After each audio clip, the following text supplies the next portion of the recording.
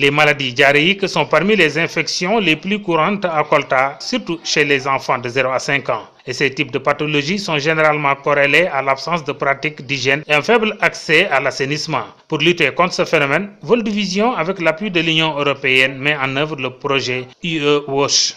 La journée qu'on organise aujourd'hui s'inscrit dans le cadre global visant à sensibiliser les communautés sur l'importance du lavage des mains.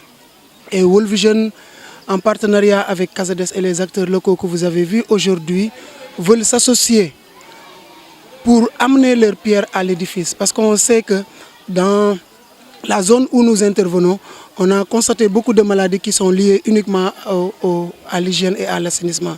C'est pourquoi dans nos 150 villages d'intervention, nous avons mis en place des comités d'hygiène. Et au niveau des écoles, nous avons mis en place des comités d'hygiène scolaire dirigés par les élèves eux-mêmes. L'enjeu est essentiel, mais l'intérêt est tout particulier.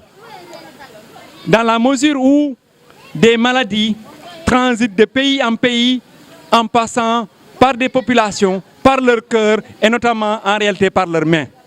Vous comprenez sans cesse qu'il est important de sensibiliser les populations autour d'un thème extrêmement important qui consiste à avoir des mains propres.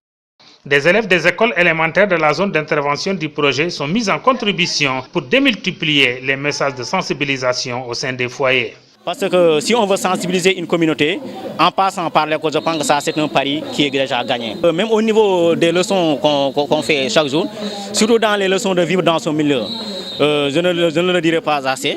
Ce sont des leçons vraiment qui reflètent des pratiques, n'est-ce pas, des pratiques très bonnes. Pour amener les populations à ancrer dans leurs habitudes la pratique du lavage des mains, des dispositifs de lavage des mains à moindre coût sont installés dans plusieurs concessions des villages de la commune de Médina Chérif.